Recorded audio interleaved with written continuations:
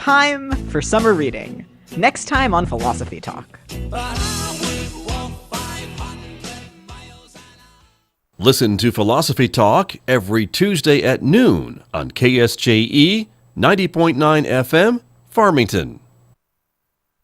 KSJE is supported by San Juan Regional Medical Center, here to meet your urgent and emergent medical needs, whether they are COVID-19 related or not. Medical emergencies happen when you least expect them, whether it's a stroke, heart attack, illness, or injury. San Juan Regional Medical Center's caregivers are here to provide care to you and your loved ones. Find out more online at sanjuanregional.com.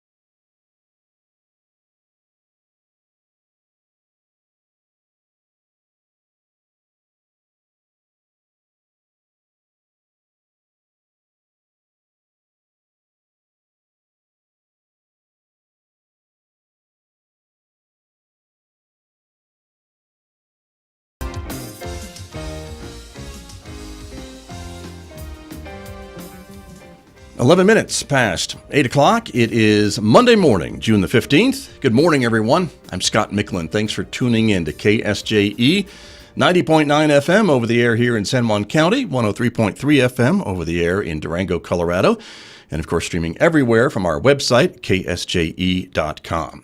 Coming up on the program today, we're talking fireworks safety and probably a little bit of a conversation about drought conditions with my guests from the Farmington Fire Department and also the San Juan County Fire Department. We'll be talking with both gentlemen in just a few moments right here on KSJE, so stay tuned for that. Later on this hour, we'll be talking technology. It's our Monday Reboot segment coming up at 8:50 this morning with Lewis Campbell from Synergy Computer Systems here in town. And then don't forget at 9, it is our Monday segment for our local information program about COVID-19, the coronavirus. Megan Cullop will be joining me here in Studio A. We'll be sharing some local information, talking with a local pediatrician about some new information we are learning about how the virus is impacting children. That's coming up this morning at 9. You can watch it live on YouTube and Facebook. Listen to it on the radio later on this afternoon at 5:06 p.m. on KSJE, and at noon today on our partner radio station KNMI 88.9 at 12 noon. On Roving with the Arts on the radio at 9, Mick Hess is playing Brahms Symphony No. 1. That's coming up today at 9:06 on the radio. So don't forget about that as well. In addition to Facebook and YouTube, we invite you to connect with us on Twitter and on Instagram to follow KSJE. And our weather forecast, it is going to be a mostly sunny day with maybe some scattered afternoon showers popping up. It's not a full day of rain as it indicates on the screen. 92 will be our high today in Farmington, 60 overnight. Tomorrow, partly sunny skies with a high of 91, sunny and 90 on Wednesday, sunny and 87 on Thursday, and again, lower 90s for the next several days with lots of heat and lots of sunshine, and overnight lows in the mid to upper 50s. Well, let me turn to my guests who are here with me this morning. And again, as I mentioned, we are speaking with both representatives from the Farmington Fire Department and the San Juan County Fire Department. Joining us via Zoom from Aztec Fire Operations Center, Chris Carden is here, the County Fire Marshal. And Chris, good morning. Thanks for joining us. Having me. You're very welcome. Good to see you. Good to have you with us. Thank you for being here. And in the studio with me this morning, Farmington Fire Chief David Burke is here. Chief Burke, good morning to you. Good morning. Thank you for coming in as well. And so, gentlemen, let me start by asking both of you a little bit about, let's start with drought conditions, because I know we have a fire burning to our north and west a little bit. And it just goes to show just how dry conditions are. We haven't had a lot of rain in the area. So let me start with Chris Carden from the county. Chris, how are conditions out in the county? Are they pretty dry, as I fear? So yeah, it's extremely dry. We're definitely seeing drought conditions in our area. I know that people have noticed that we have received some little amounts of rain showers here recently, but it's still affecting the very fine fuels that we have. It's not doing much, and those are drying out almost immediately. And we have had several fires here in the county. And we definitely are on a heightened alert right now, and are advising everybody not to do any burning right now. that kind of falls along with the state orders of not allowing any burning within the state. So we're just keeping an eye on it on a day-by-day basis. Very good. Thank you. And Chief Burke, here in the city limits, again, maybe still dry conditions, obviously. You don't see too much burning in the city limits, but still, it's a concern for you and your crews, isn't it? Absolutely. And we initiated a burn ban similar to what Chris was referencing with the state and the other regional partners a couple weeks ago. So it's been dry. The minimal moisture we've received has not had a substantial impact on that. Most of San Juan County is currently in severe drought conditions, but as of June 9th, so last week, there's some extreme drought to the west of us, and there is some abnormally and moderate drought to the east of us, but that's shrinking every week. So that severe drought is the indicator for most of the county at this point. Gotcha. And of course, none of us are meteorologists, but I think we understand that even when we've had prolonged drought like we've had here in the Four Corners region, even if we do get any bit of moisture, it really doesn't do much to help. It has to be a prolonged rain, does it not? That's correct. Most of the indicators for the drought indice are on heavier fuels. So the flashy fuel, the grass type fuels, they change momentarily with that moisture added, but it really does take a significant amount of sustained moisture for a period of time to really have an impact on that drought indice. Got you. And of course, Chris Garden with the county. I know sometimes a lot of your folks do respond to some of these wildfires in the region and even in the western states, and so they're trained to kind of know how to deal with some of these fires when they break out. Correct? Yes, absolutely. We've got a wildland team that we can deploy throughout the state. It's similar to what Farmington has, and we can send out those resources and help out any of our local partners or partners within the state on any large fire incidents that pop up where they need assistance. Very good. Well, let me turn back to our main focus this morning, gentlemen, and that was fireworks safety. But obviously, because of the drought conditions, that's what has caused the city to enact some of the rules about fireworks and even the county as well and restrict some types of use. But there's always some differences between what's allowed in the city and what's allowed in the county, which is why I wanted to have both of you on the program this morning. And so, Fire Chief Burke, let's start with you a little bit about the city. The city council took this up a week or so ago, didn't they, to talk about what will be allowed this year? They did. And I appreciate the opportunity to talk about that, but can I add one more thing to our previous discussion? Yeah, sure, of course. When you were reading off the weather report this morning, yes. I had a little bit of a smirk on my face because of the haze in the area. And we'll get it up on our social media page, but most of the haze today is coming from a fire outside of Phoenix, just east of Phoenix, and it's coming up in that. That's where we're getting the smoke from. Correct. Is that one. Got you. But we're we're not surrounded necessarily, but there is this other fairly major fire burning, as I mentioned, to the north in and around the Mancus area, and folks are concerned about that. I think there was another fire in Colorado, maybe north of Telluride, and some others. So it is the season. Some of these are just caused by lightning. So absolutely. And we had a pretty significant lightning event come through the other day. Yeah. But sorry, I don't want to take away from them. That's okay. Topic. No, I appreciate the information. And so, but let's talk about fireworks if we can. And but because it's just so dry, and we can see that a bolt of lightning can spark a fire that then takes hundreds of firefighters maybe to control. And there's been some evacuations in Montezuma County, I know, today and yesterday. So we need to be very concerned about these conditions, and that's what I think folks always get a little concerned about. 4th of July and in the desert. And then that's what caused the city council to take the action that they did. Right.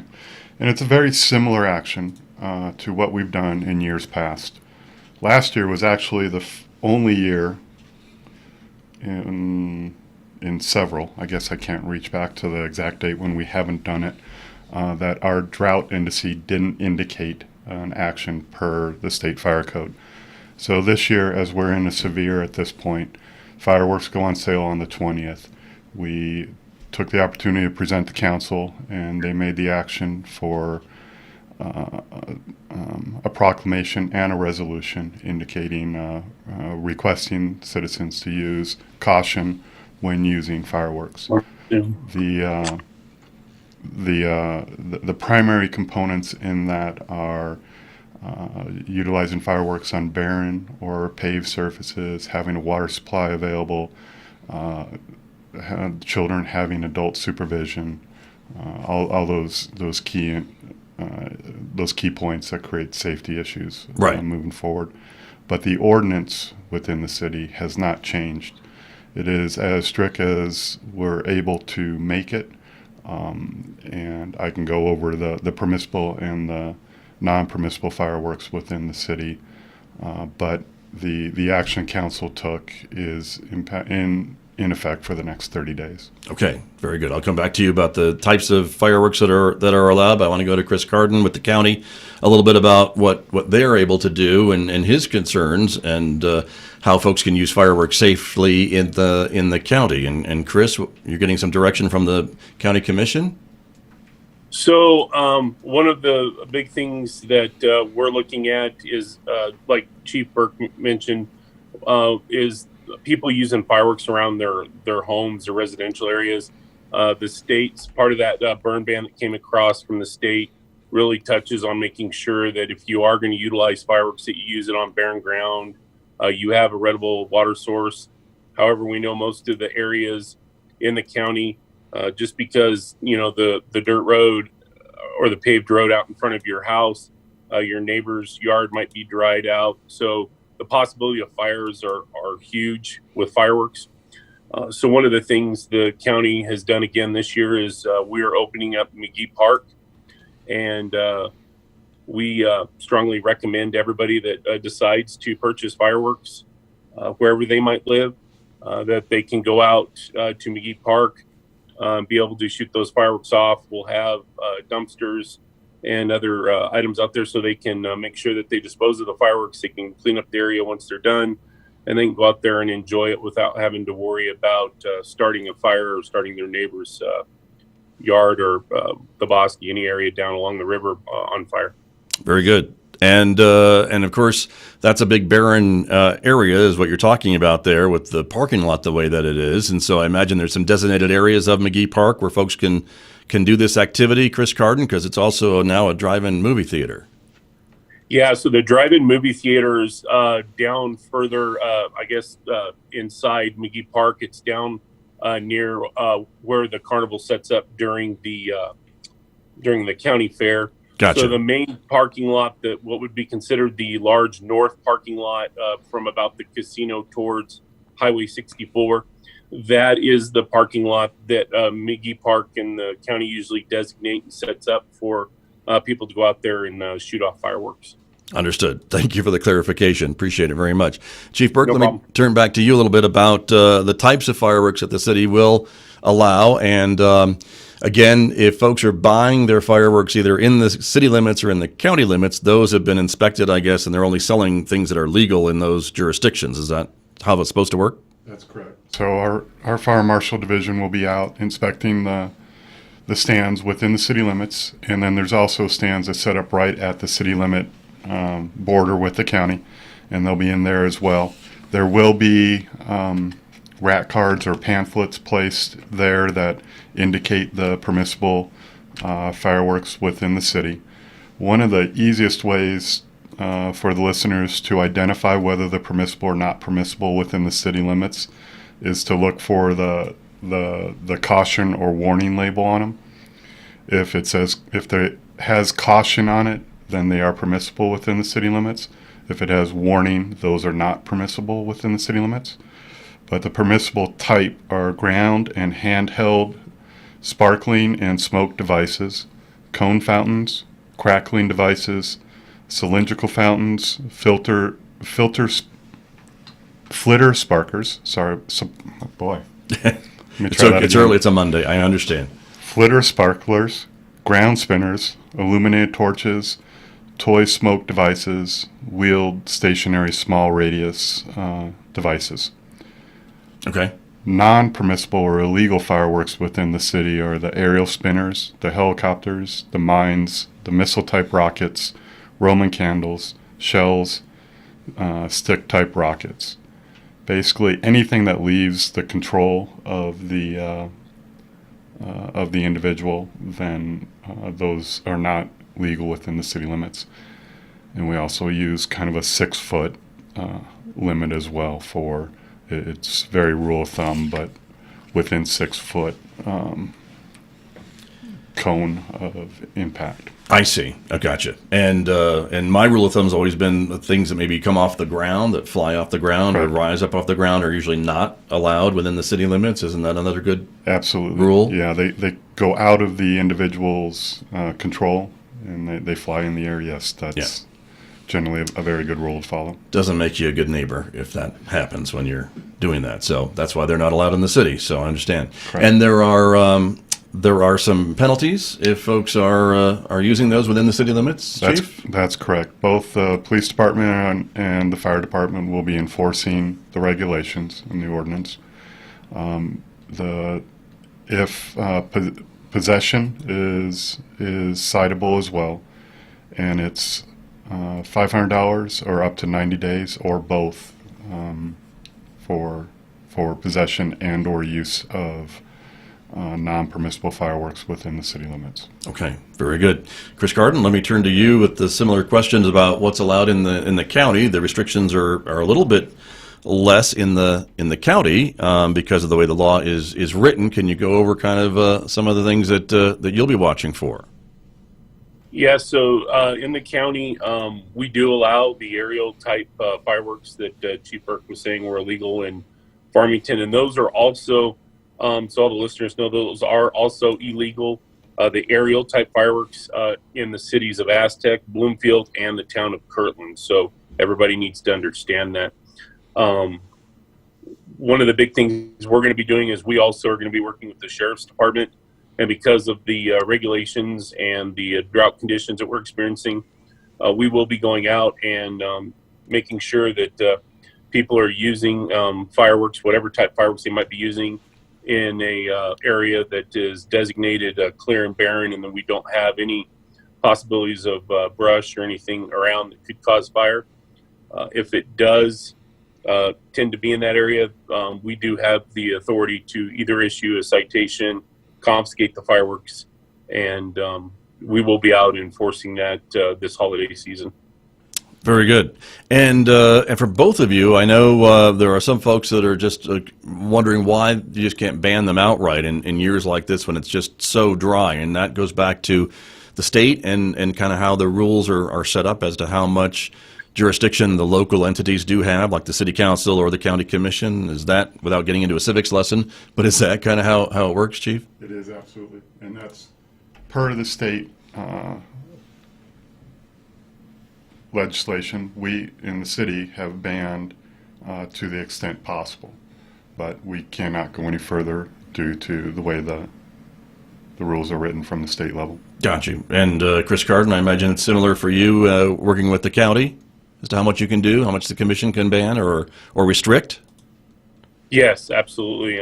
We are limited and having the ability to do that more. The state has the authority, if it's considered an extreme drought, they do have the ability to limit the sales. However, they can't stop the use of it, and that has to be done 20 days before even you start sales. So anything like that is already past that date. So it's everything's moving forward as it does in years past.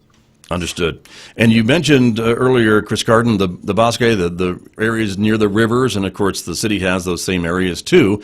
But I know in the county it's maybe a bit more of a concern because some of those areas are undeveloped. They're maybe pretty overgrown, and if there is any kind of a spark, things could take off pretty quickly down there, can't they? Because of how much is growing and the overgrowth that's there. Yeah, absolutely. We do have several areas that we're watching. We've got concerns out in Kirtland, the Lee Acres area, and the problems we have is some areas where the river narrows, it can jump and then we've got fires on both sides of the rivers, and it can really limit the resources, and we end up having to utilize our and have assistance from our neighbors like Farmington Fire, Bloomfield Fire, and it's just right now we're trying to utilize everybody and get everybody out there. It's difficult sometimes. We are the majority of volunteer department. Most of our volunteers work during the day. So, trying to make sure we have the resources and the personnel to combat these large wildland fires can be difficult sometimes. Understood. And I was just going to ask you about a plug for being a volunteer with the county fire department, Chris Carden, because I know you do work a lot with volunteer manpower, women power, to go out and respond to some of these things when they happen. And so I know you've got coverage from the city when you need it and things like that. Everybody works well together, but you still need volunteers at the county? Yeah, absolutely. We have an excellent working relationship with all our local partners. Anybody that's interested in becoming a volunteer firefighter can absolutely contact the Fire Operations Center here. It's 334-1180, or they can stop by any of our volunteer fire stations throughout the county and stop by there and pick up an application. Absolutely. Okay, very good. And as we mentioned, the fireworks stands that are out in the county, they are selling things that are legal to use in the county. There's no chance of me buying something in the county that's not legal to use in the county. Is that true? Yeah, that's correct. The only thing that the state has banned is what are typically called whistling moon travelers, or the small bottle rockets. Those have been illegal for many years, and none of the stands bring those in or have those. But we will be out, just like the city, inspecting all the stands once they open up on the 20th of June, and we'll continue to do spot inspections on them all the way through the 6th of July. Got you. And that is the time for the sale of fireworks, from the 20th to the 6th? That is correct. Gotcha. Very good. Let me turn back to Chief Burke here in Farmington, because I know for a lot of folks sometimes the option is, instead of shooting off your own fireworks, going to one of the shows put on by one of the entities in the communities for 4th of July, of course. And this year, because it's 2020, things are very different, and we have the pandemic going on, and some of the local communities have decided not to do a fireworks show, but the city of Farmington's show is the show must go on type of thing, I understand, correct? Correct. We are still planning on doing the fireworks on July 3rd. That's part of Freedom Days, of course, we should mention, right? Correct. An adjusted Freedom Day delivery. But yes, it is part of Freedom Days. And they'll be off of Sullivan Hill, similar to years past. The best part about that is it allows for a wide viewing area. So most of the city you can watch it from. So in order to match the current health order, avoiding the social gatherings and the big groups of people. Yeah, I should mention that Salmon College is not going to be open as a viewing spot, as it normally is, because of that ban against gatherings, and so the campus will not be a place where folks can come and gather, unfortunately, for the show, but we understand why. Right. But your crews were out last week, right, doing some mitigation on the site? I believe it was last Thursday, but yes, they were cleaning up some of the brush from Sullivan Hill to make it a safe and enjoyable show for the community. Very good. And we much prefer people to watch that show than utilize the time to set up their own fireworks. It's much safer. We ensure the safety of it, and less impact for neighbors, and the more the metro area, the close proximity to pets and kids and other individuals. Sure. And you have crews kind of staged during the show, don't you? And to put out any hot spots that might flare up, and to keep an eye on things even after the show is over, to just ensure that everything's out and everything is cooled off and there's no chance of anything starting up after the show? We do. How many folks would you say you have around the launch site or areas around that location? Well, it's very collaborative. So we'll have county resources, we'll have state resources, and then we'll have, based on availability, and we'll have our resources. So all told, I don't know, Chris, can you help me with this? Maybe several dozen individuals.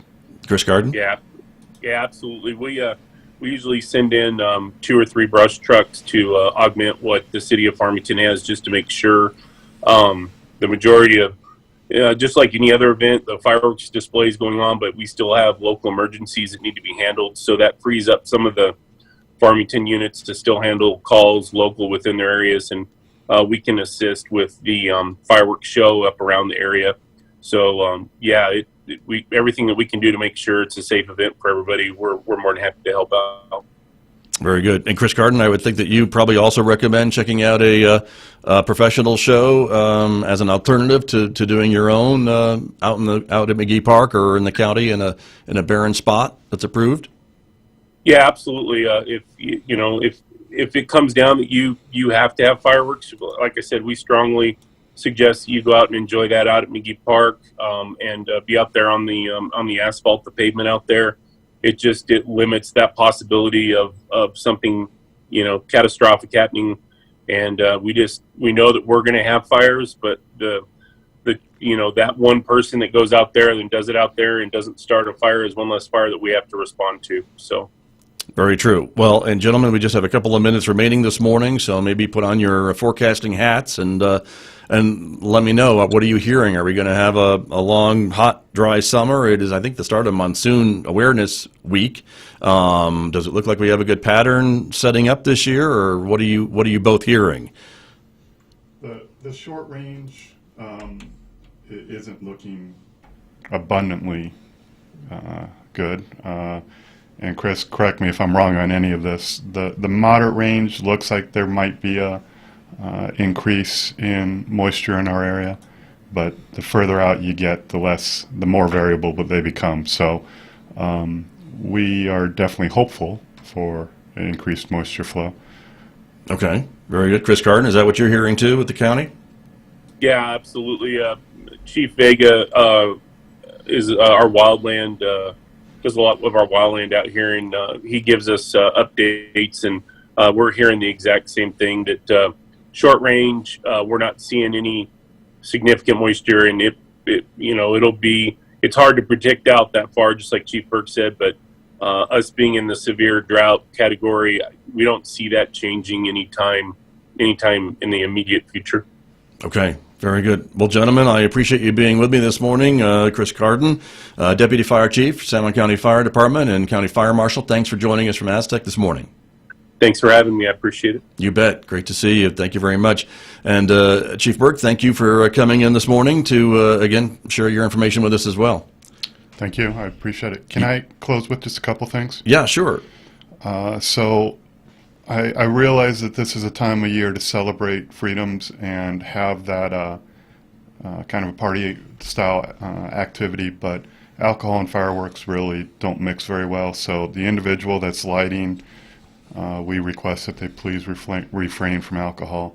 And every year we have children getting hurt from fireworks, so really that adult supervision goes a long way to prevent us having to get involved with that. So really want to stress that as well. That's a good point, and it should go without saying, but I'm glad you said it. So thank you very much, Chief. Thanks for coming in. Thank you for the opportunity. You bet. My guests here on KSJE, and I'll be back with more in just a moment, everybody. The time right now is 8:38.